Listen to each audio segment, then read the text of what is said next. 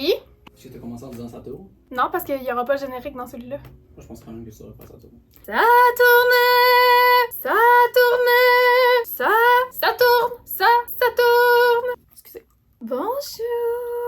Bonjour tout le monde, j'espère que vous allez bien. Bienvenue sur ma chaîne YouTube. Je suis Rebecca, j'ai 31 ans, j'habite à Montréal et je suis artisane. Vous êtes présentement sur ma chaîne Les Tricots Colère, une chaîne qui est consacrée au tricot et aux arts de la fibre de manière plus générale, avec une tangente écologique et seconde main. Alors je travaille uniquement avec du matériel qu'on me donne ou que je trouve dans les friperies du Québec. Parce que moi, je me promène et je thrift partout où je vais. Donc avant de commencer, si c'est un contenu qui vous intéresse, qui vous intrigue, que vous avez envie de suivre en tout temps et pour être notifié quand je publie des nouvelles vidéos, je vous invite à vous abonner à ma chaîne et à me suivre sur mes réseaux sociaux. Tous les détails vont être dans la barre de description. On est prêt pour se lancer aujourd'hui dans une vidéo très spéciale, une vidéo plus courte, en mode cozy, en mode discuter. Je vous amène dans ma chambre. Puis je filme sur mon iPhone, donc j'ai un nouveau téléphone, puis là j'avais vraiment envie de voir qu'est-ce que ça pouvait donner, donc ça va être une vidéo plus relax, moins de montage, moins de flafla. Fait que j'espère que ça va vous plaire comme genre de contenu. En fait, c'est que j'avais envie de venir vous parler de mon expérience au Festival Twist. Le Festival Twist, si vous connaissez pas, là, pour les Français et Françaises qui me suivent, c'est un festival consacré aux arts de la fibre, mais beaucoup à l'artisanat aussi, là, de manière plus générale, qui a lieu chaque année depuis quand même un bon bout de temps. Et ça avait lieu ce week-end, donc vendredi, samedi et dimanche. J'y suis allée vendredi pour la première journée, puis j'avais envie de vous jaser, puis de vous montrer mon haul. Là, je viens de dire que j'achetais des laines seconde main, mais en fait, 8 secondes plus tard, je me contredis en vous disant que oui, j'ai acheté de la laine à Twist. Mais c'est vraiment très rare que j'achète de la laine neuve. Donc c'est ça, je vais vous raconter comment ça s'est passé ma petite journée, mes impressions, mon opinion si on veut sur le festival. Puis ensuite je vais vous montrer ce que j'ai acheté, mais aussi je vais vous montrer d'autres trouvailles là, qui ont plus ou moins un rapport avec le tricot. Après le festival, moi et mon copain, on est allés se promener dans les alentours, dans les petites friperies. Et j'ai trouvé plein de choses aussi, fait que je vais vous montrer ça là, un peu un haul de cette journée, vraiment qui était très agréable. Fait que voilà, commençons tout de suite avec mon expérience à Twist. On est parti de Montréal le vendredi matin à comme 9h parce que j'avais pas regardé à quelle heure le festival commençait. C'est bon le café! Donc on est parti, c'est ça, à 8h, 8-9h du matin, on s'est arrêté au Automne, qui est une boulangerie à Montréal qui est à côté de chez nous. On s'est pris des petites viennoiseries, un petit café, puis on est parti vers Saint-André-Avelin. Moi, c'est la deuxième fois que j'allais à Twist. La première fois, quand j'étais allée, je me souviens que j'étais tellement excitée parce que ça faisait pas longtemps que je tricotais. Puis là, c'était comme l'espèce de gros truc dont tout le monde parlait dans les podcasts, puis j'avais vraiment hâte de l'expérimenter. Puis il faut dire que moi, ma mère tricote, là, vous la connaissez, c'est Maman Colère. Vous la connaissez, j'espère, sinon je vous mets les vidéos ici que vous pouvez aller regarder avec elle. Ma mère me parlait de Twist avant même que je tricote, puis je me souviens, une année, en 2019, je pense, elle était allée au festival, puis elle m'avait acheté de la laine pour me faire un chandail, mais moi, à ce moment-là, je tricotais pas. Puis, fait que c'était ça dans ma tête, c'était comme le truc mythique, là, le festival, un peu comme Rhinebeck, là, maintenant, pour les Québécoises, j'ai l'impression. C'est un rite de passage, presque. Puis la première année, j'avais adoré mon expérience, j'avais beaucoup dépensé, puis j'étais un peu, tu sais, j'étais très emballée par l'événement. Cette année, je vais vous avouer que mon excitation, en guillemets, était un peu plus basse. Pas que ça me tentait pas, ça me tentait d'y aller, sinon je serais juste pas allée, mais j'étais moins survoltée à l'idée d'être là. Entre autres parce que j'achète moins de laine de base, donc je savais que j'allais pas trop dépenser. Il y a un moment aussi où j'ai l'impression qu'on connaît plus les artisanes et les artisans qui sont là. Fait que c'est moins de la découverte, c'est plus comme un espèce de moment pour magasiner, puis tout est condensé. Donc il y avait ça, je pense, qui participait là, au fait que j'étais moins excitée. J'avais pas beaucoup de budget, soyons francs. On est parti, on se prend des petites viennoiseries. On part! Puis je savais que la route était très belle. Ça, c'est vraiment quelque chose qui est notable. La route vers Saint-André-Avelin est magnifique. C'est des grands champs, des prairies. On a vu des animaux. Fait que c'était 1h40 se rendre. Malheureusement, ce vendredi-là, c'était le jour des gros orages. Donc, on avait un restant de tempête des États-Unis qui a fait en sorte qu'il faisait vraiment pas beau.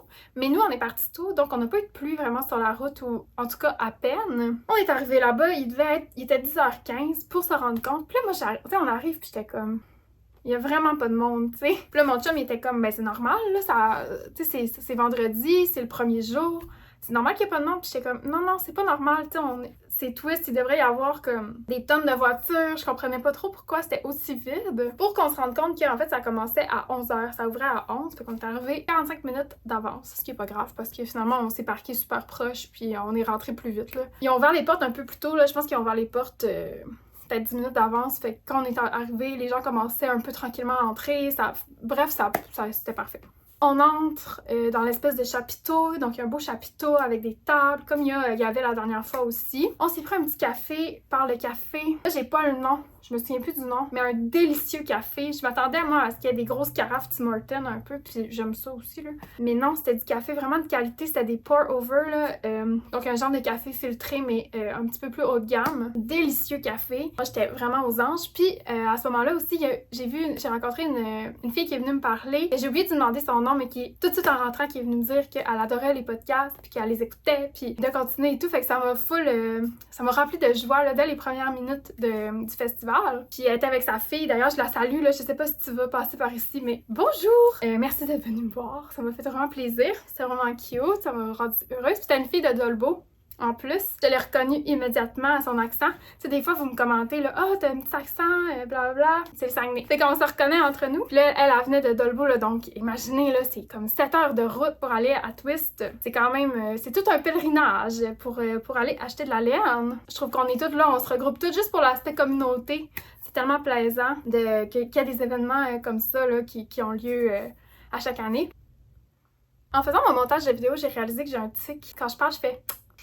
Puis là, maintenant, je m'en rends compte. J'ai encore le tic, mais je m'en rends compte maintenant quand je le fais. Je pense que c'est le pire des deux mondes. Donc, c'est ça. On a bu notre petit café, puis on est allé se promener. On a commencé par la tente à l'extérieur. C'était tellement beau, là. J'ai tout de suite été complètement charmée par les exposants et les exposantes qui étaient à l'extérieur.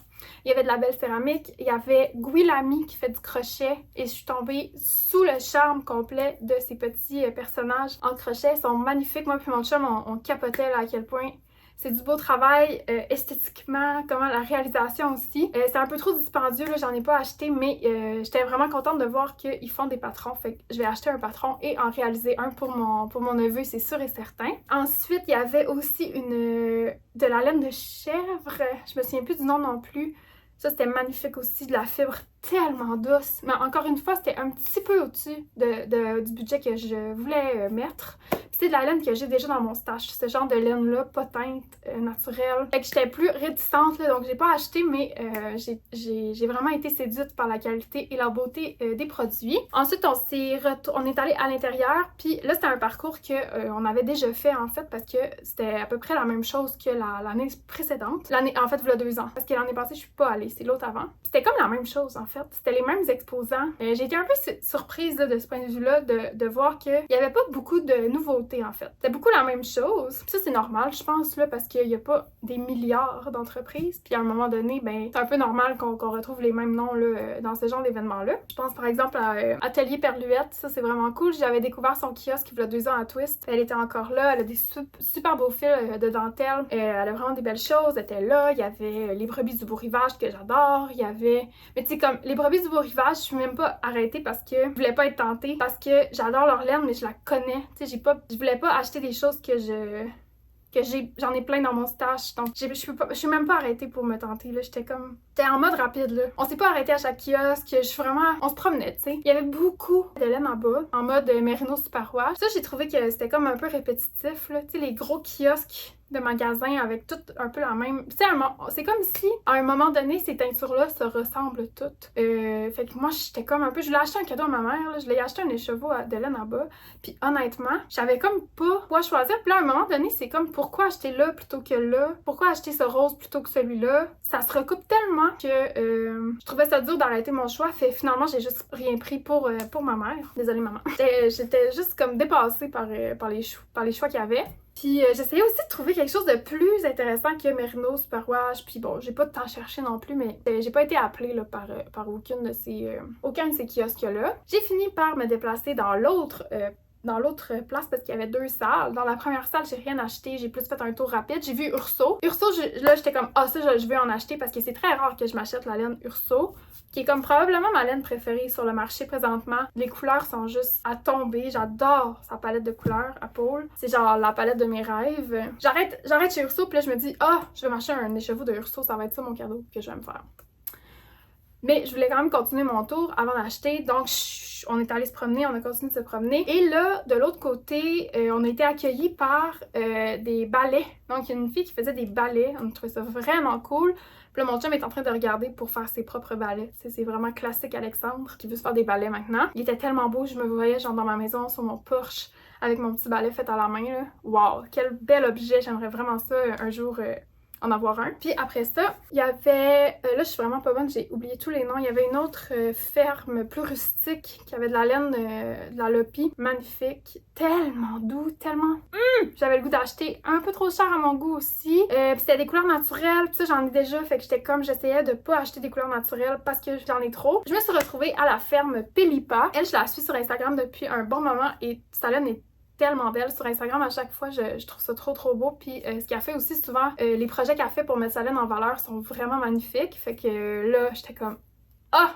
C'est ça que je vais acheter parce que ça, je la connais pas. J'ai envie d'essayer sa laine. Puis ses couleurs sont trop belles. Fait que j'ai acheté à la ferme Pelipa. Je vais vous montrer tantôt à la fin qu'est-ce que j'ai pris. Puis on a fini notre petit tour comme ça. Puis bon, ben, on est retourné chez Urso. J'ai acheté un écheveau chez Urso. Puis on est parti en auto. Fait que là, avant que je continue mon petit récit, je vais vous montrer ce que j'ai acheté à Twist. Donc. On va commencer par Urso parce que je vous parlais de ça. Puis cet écheveau, qui est de la petite polaire, un mélange de laine et de nylon. La laine, c'est des moutons polypés du Québec. C'est donc assez rustique, mais doux en même temps. Puis c'est un écheveau de 340 mètres pour 120 grammes, de taille sport, nous dit Paul sur l'étiquette. Et la couleur, c'est Golden Ticket, qui est comme une espèce de jaune avec un sous-ton très verdâtre. J'adore. Puis ça, je vais me faire une tuque. Probablement la Frankita que quelqu'un m'a envoyée sur Instagram. J'étais comme, c'est la tuque. Je pense que ça va vraiment bien m'aller. Donc, j'aime faire ça avec ça, probablement avec le fil doublé. À chaque année, j'aime ça me faire un petit kit mitaine tuque, là. Fait que cette année, ça va être fait avec ça. Et à la ferme Pelipa, j'ai acheté 2 écheveaux pour me faire les mitaines qui vont être agencées à cette tuque-là. J'en ai parlé sur le podcast beaucoup, là, mais vous savez à quel point j'aime le orange fluo. Donc... que c'est beau! Je l'ai choisi pour agencer avec ceci, qui est comme un beige. Donc ça va ensemble comme ça. Avec ces 2 laines, je vais faire les mitaines Ouija, qui sont un patron de Art Knit que j'ai déjà fait mais que j'avais perdu. Donc je vais me les refaire avec ça. Ça va faire mon petit kit pour l'automne. C'est comme pas une palette conventionnelle, mais c'est vraiment mon genre de palette. Ben, vous voyez même avec mon chandail, ce genre d'agencement-là, je trouve ça tellement beau, là, même si c'est pas attendu. Je vais commencer ça bientôt. Sûrement qu'au prochain podcast de mes projets, ça va être avancé. Pour les coûts, ça c'était 50 $, donc assez dispendieux, mais ça vaut vraiment ça vaut ça. Et chacun de ces écheveaux était 30 $. Puis ça, il n'y a pas d'étiquette, donc je sais pas le nom des couleurs, là, mais... Ensuite, on est parti. Et là, Catherine Côté, de Encéphaloscope, m'a texté pour me dire « Ah, t'es où? On t'a pas vu? On a de la laine pour toi, moi et Camille. » Donc, Camille Déco, si vous la connaissez, qui a un podcast sur Patreon que je suis, que j'adore. C'est une des tricoteuses que j'admire le plus. Je trouve qu'elle a une intelligence, j'en ai parlé souvent, mais une intelligence, une sensibilité, un souci du détail aussi qui sont vraiment hallucinants. Donc, j'étais vraiment comme « Ah, oui, de la laine! » Fait que là, moi puis mon chum, à ce moment-là, on était rendus à la friperie à côté. Fait que là, je dis à mon chum « On retourne à Twist! Ils ont de la laine pour moi! » On vire de bord, on s'en va à Twist. Et là, Camille et Catherine m'attendaient avec de belles surprises. Donc, un petit sac avec plein de laine qu'ils avaient réuni pour moi. Fait que je vais vous montrer quelques cadeaux que j'avais de leur part, qui sont, je pense, des laines qu'ils vont pas utiliser. Puis j'étais comme « C'est trop gentil! » J'étais genre « Merci! » Donc, il y avait cet écheveau jaune. Là, je me souviens plus c'est quoi qui était de qui, mais il y avait ça. Tu sais, on s'entend que moi, les couleurs, là, j'aime toutes les couleurs. N'importe quoi qui est une couleur. Fait qu'il y avait ça, j'étais très heureuse. Ensuite, il y avait... Camille, elle m'a donné des essais de filage. Quelle joie, quelle chance, quel honneur. Oh! C'est tellement beau. J'étais vraiment touchée de ça. J'ai hâte, là, je vais vous en montrer quelques-uns. C'est ici. Il y avait ça. Ça. Petit. Catherine m'a donné les restants de son chandail pâté chinois. Je sais pas si vous l'avez vu, c'est tellement hot qu'est-ce qu'elle a fait. Puis il y avait des restants comme ça qu'elle m'a dit qu'elle allait pas tricoter. Trop contente. Ça aussi, c'est de la Wool of the Andes. Je l'avais jamais tricoté, puis je l'adore. J'aime tellement son feeling. Bravo. Il y avait ça ici. Un petit verre. Puis ça, je l'ai déjà tricoté dans le chandail que je suis en train de faire. Fait que c'était vraiment... Ça tombait à point. Elle m'a donné aussi celle-là ici. Ça, c'est de la Brook Farm quelque chose. Que la couleur est juste hallucinante. Puis il y avait comme 2 balles, je pense, qu'elle avait déjà tricoté, puis elle avait défait le projet. Fait que là, il y avait les restants comme ça pour moi. Ça revient pas. Un autre petit filage de Camille. Puis il y avait aussi... Ah oui, Camille m'a aussi donné 2 restants d'écheveau de laine en bas comme ça. Puis là, j'ai trouvé tellement belle que j'ai déjà commencé à tricoter des bas avec. Là, je vais vous montrer. Donc, je vais faire des bas à rayures. Là. Je suis un peu au hasard, là, mais la couleur est tellement belle. Je sais pas c'est quoi, il y avait plus d'étiquette. Puis celle-là, il y a des petits speckles dedans. Là, j'aime trop ça. Pas mal ça pour ce que les filles m'ont donné. Ok, on avance. À chaque fois que je filme sans ma mère, je suis comme... Ouh, c'est épuisant, filmer. Fait que là, je viens de vous dire qu'on était à la friperie. On a acheté aussi à la friperie des affaires. Puis là, je vais finir le haul de laine. Puis après ça, on se revient. Parce qu'à la friperie, j'ai trouvé de la laine. J'ai donc acheté à la friperie juste à côté de Twist. Je sais pas si vous l'avez vu, là. C'était juste avant l'entrée de Twist. Il y avait une friperie. J'ai pris ça. Qui est un mélange acrylique laine de fil d'or. Il y avait genre 5 balles. Comme un beau vert brun, trop beau. Je l'ai déjà tricoté aussi. Puis j'ai trouvé des balles de pingouin confort. J'adore cette couleur. Ça, c'est un mélange de laine, mohair et acrylique. Fait que ça, j'ai trouvé plusieurs balles aussi. Très contente de cet ajout à mon stash. C'est ça, c'était comme, je pense que c'était 3$ pour les 5 balles. Puis ça, c'était 3$ pour 3 balles, quelque chose de même. Fait qu'un petit 5$ de laine en plus. Non mais, quelle joie. Continue, on est arrêté à la friperie. Je vais vous montrer à la toute fin. Parce que finalement, on est allé trifter toute la journée. On s'est retrouvés à Hawkesbury, qui est pas loin de Saint-André-Avelin. Puis on est allé faire les friperies en Ontario. Puis j'ai acheté plein de linge. Fait que je vais vous montrer mon linge que j'ai trouvé à la friperie. Si ça vous intéresse pas, je comprends tout à fait. Vous pouvez quitter la vidéo maintenant, puis on va se revoir dans une prochaine vidéo tricot très vite. Mais si ça vous intéresse de voir ce que j'ai trouvé, là, restez avec nous. Restez jusqu'à la fin. Je vais me prendre un petit café. Ah oui, après la friperie, on est arrêté de dîner parce que là, on avait vraiment faim. Au Café Espoir, qui était pas loin non plus du festival. Et on a mangé un sandwich tellement bon, là. C'était comme un sandwich au poulet grillé. Moi, j'avais pris poulet grillé, puis il y avait des avocats, de la mayo, un petit sandwich au pain bien beurré, là. Ah! C'était trop bon, fait que je mentionne ce petit café. C'était vraiment drôle. Je pense qu'il y a beaucoup de monde qui ont arrêté là parce qu'il y avait plus de... Il restait 2 pains. Puis il avait l'air vraiment comme déstabilisé, il était juste comme je comprends pas pourquoi j'ai plus de pain. Puis bon, on était comme il y a un festival à côté, genre probablement qu'il y a plein de gens qui ont arrêté puis qu'il l'avait pas prévu dans son inventaire, ce qui est tout à fait normal. Là. Bref, on a eu la chance d'avoir les derniers sandwichs puis c'était trop bon. Fait qu'on est parti à Hawkesbury. Si ça vous intéresse, je vais écrire le nom des friperies dans la barre de description, mais tu sais, je vais faire juste un haul général là, je vais pas vous dire chaque chose vient d'où là. J'ai trouvé ce chandail pour mon chum. J'étais vraiment inspirée par l'automne. Tu sais, c'était en mode Gilmore Girls, automne, gros sweater. Puis on a fait des trouvailles incroyables. Quand j'étais à friperie, là, je suis à la recherche toujours de pièces de qualité, des vêtements qui sont en film naturel. Fait que j'ai fait des trouvailles en ce sens vraiment sublime. J'ai trouvé ce t-shirt des années 90, Made in USA, que j'adore. Il y a un petit détail de fleurs avec des petites paillettes. C'est bien kitsch, là. Moi, j'adore ces chandails-là. Je vais le mettre, il est chaud. En plus, je vais pouvoir vous montrer de quoi ça a l'air. Voilà, c'est juste comme un grand t-shirt. Ça me fait penser au genre de vêtements que ma mère porte sur les photos.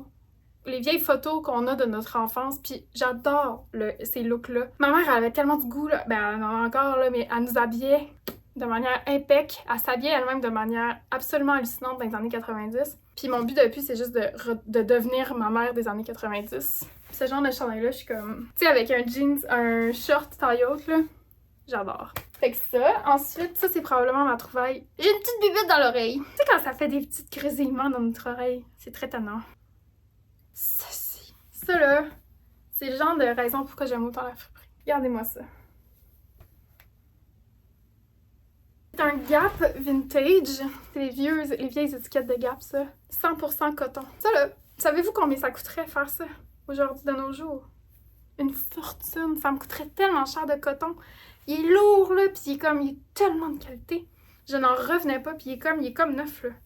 Quelle trouvaille magnifique. Puis c'est comme, les manches sont parfaites. Regardez-moi ça, cette shape de manche-là. Il va comme un gant à mon chum. Il me va bien. Il était 3 $. 1, 2, 3 $. Quelle joie. 3 $. J'en revenais pas. Quelle magnifique pièce pour l'automne qui arrive, là, avec des collants en laine gris, petite jupe noire, des bottes, ce gros pull. Puis c'est comme, on est prêt à aller à l'école. Tu sais, rentrée scolaire. J'adore ce pull. Je suis trop ravie. Tu sais, vous voyez là à quel point on était en mode automne, là. Ensuite de ça, oh, j'ai trouvé ça. Ça, c'est pour enfants, là, c'est pas pour moi, là, vous devinerez bien. Regardez-moi ça, comment c'est cute. Tu sais, je pense que c'est vraiment une marque vintage de Disney, là. Fait que ça, je l'ai pris pour mon neveu, je pense, mais elle est trop grande pour mon neveu, fait que peut-être qu'on la donnera à quelqu'un autour de nous qui a des enfants, là, mais en petit velours cordé. C'est tellement cute. C'est une 8 ans. Mon neveu, il a genre 1 an. Je l'ai donné dans 6 ans, tu sais. Je vais la garder jusque-là. Ensuite de ça, j'ai trouvé des bottes. Moi, je suis une fan de bottes. Je porte des bottes à l'année. Été comme hiver, je suis en bottes tout le temps. Et regardez-moi cette paire. À bout carré, j'adore les bouts carrés. C'est parfait. Parfait. En vrai cuir, fait en Italie, donc une bottine de qualité. Le seul problème, c'est que c'est pas ma pointure, c'est des 10, puis moi je porte du 8, fait qu'ils sont un peu trop grandes, mais je les ai mis hier, puis j'ai mis 2 paires de bottes dedans. Problème réglé. Petite bottine! Je les adore.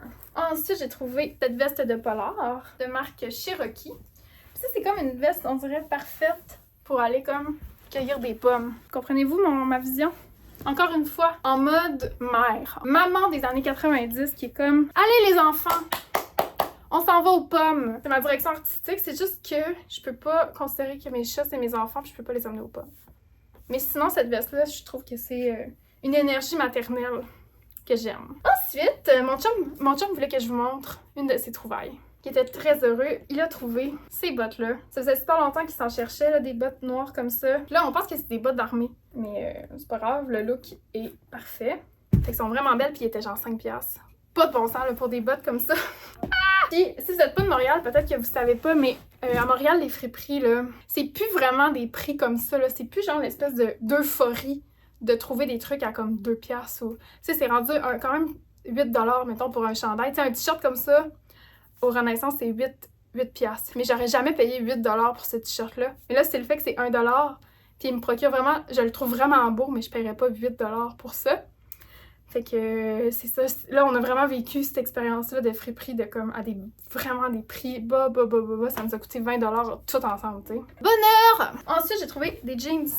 Mais comme des Levi's vintage. Non, pas vintage. Faudrait que j'apprenne comment savoir, mais je pense pas que c'est vintage en tout cas.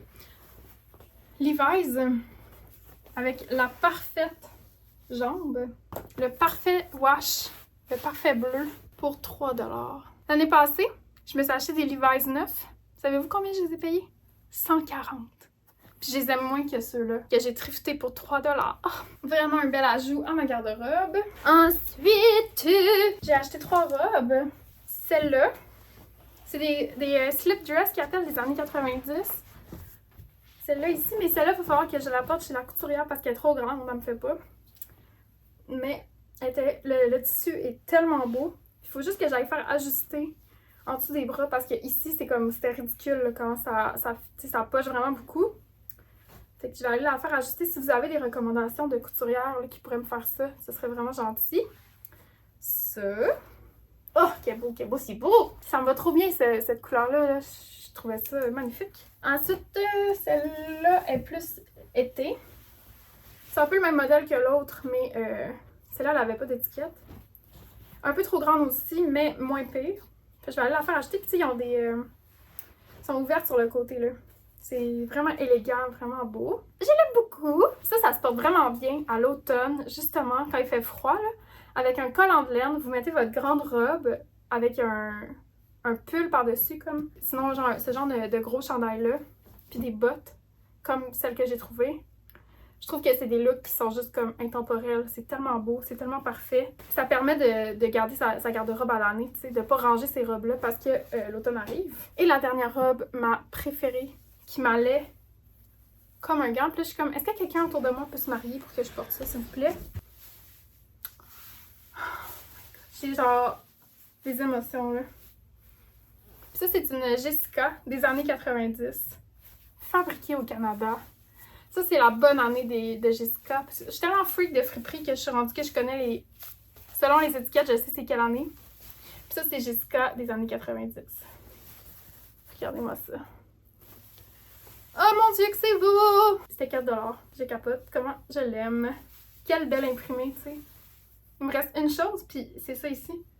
Qui était dans votre champ de vision. Tout ce temps, c'était là. C'est une œuvre, regardez. C'est une œuvre de la Renaissance. L'œuvre, je pense que c'est la... Adoration des mages de Giovanni. Di Giovanni. Ça, c'est de la bonne vieille Renaissance italienne. Le print est vraiment de qualité, c'est pour ça que je l'ai pris. Des prints comme ça coûte cher. Puis, je voulais vraiment une œuvre de la Renaissance. Moi, j'ai fait une maîtrise en histoire de l'art, puis dans ma maîtrise, il y avait Botticelli. Puis, un des trucs que je voulais trouver, c'était une reproduction d'un Botticelli, genre en impression, avec une impression de qualité. Puis, j'ai déjà regardé pour m'en faire une, puis c'était comme 200$. Je trouvais ça trop cher. Et là, on a trouvé ça ici. C'est pas Botticelli, mais on s'entend que c'est dans le même genre.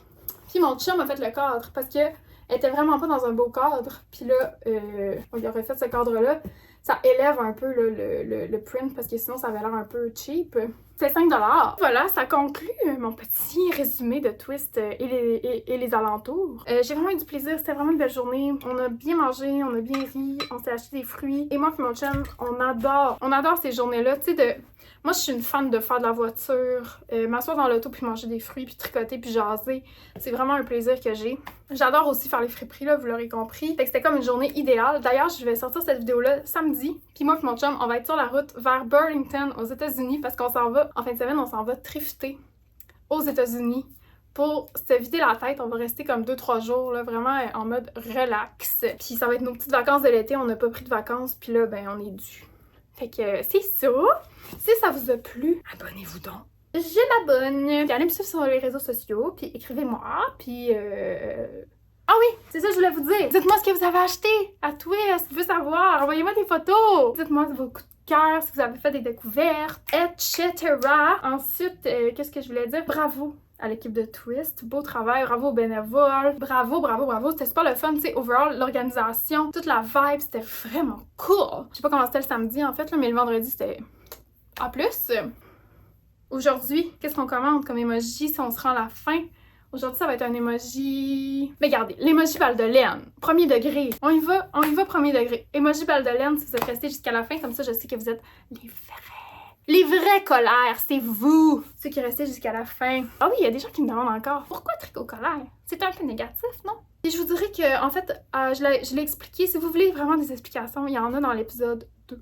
Mais je vous dis ça rapido prestimo. Je dis ça rapido presto, là. C'est juste parce que j'avais un projet de musique avant qui s'appelait Robin Colère.